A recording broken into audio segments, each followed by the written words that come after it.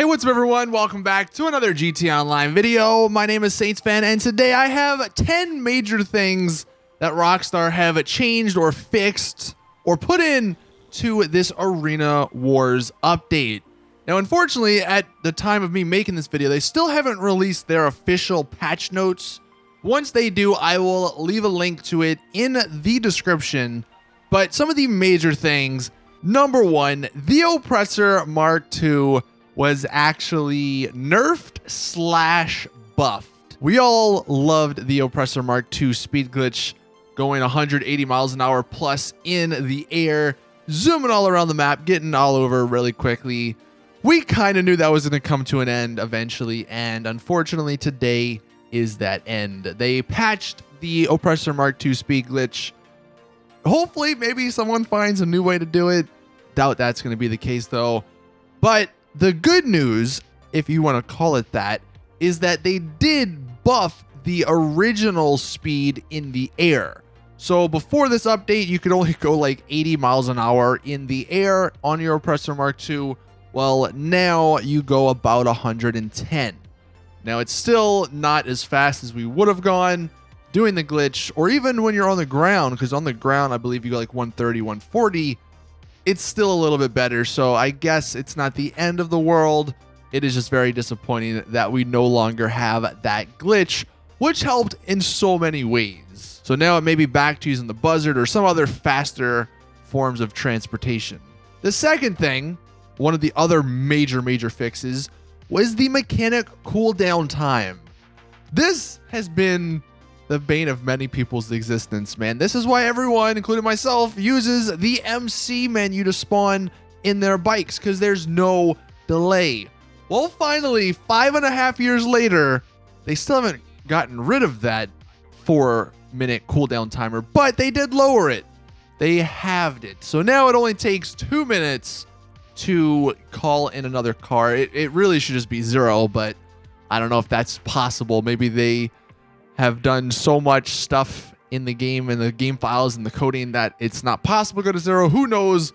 But at least it's only 2 minutes now, so you no longer have to wait 4 minutes if you accidentally call in another car that you don't want. You just have to wait 2 minutes. So that's cool. It is good news. The third thing, the ramp buggy and the phantom wedge are fixed. It only took 2 years for this to happen. But no longer do you blow up if you run into like 50 cars or 100 cars for both of these vehicles. With the ramp buggy, I believe if you hit like 40 or 50, all of a sudden your thing would catch on fire and blow up. Phantom wedge was about 100. Well, that is no longer the case. You can run into as many cars, it seems like, as you want, and you will be fine. So that is awesome. Those things are finally going to be useful and a lot of fun in free roam. Next up, a lot of vehicles, including I think all muscle cars, can actually wheelie now.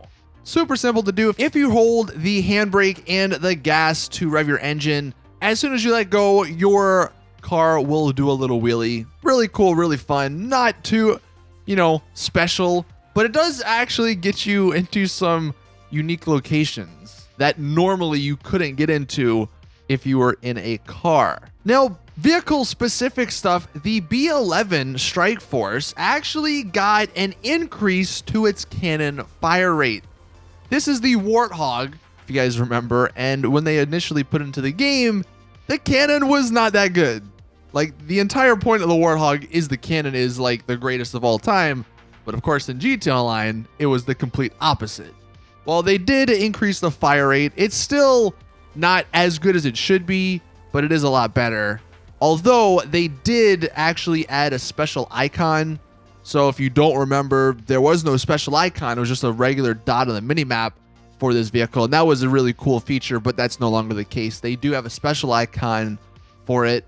And as far as some other stuff goes regarding cars, you can get some new horns. I believe there are 3 new horns for all vehicles. They're little air horns. So if you want to put those on and mess around with people in free roam, annoy them, you can totally do that.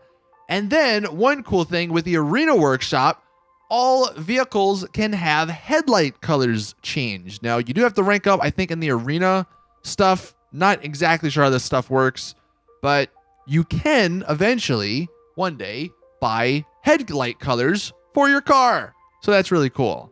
And then 2 fixes, the Speedo Custom, if you had proximity mines, they would not work ever since that was released. Well, they finally fixed that in this update, so your Speedo Custom should be fine for your nightclub if you were wondering.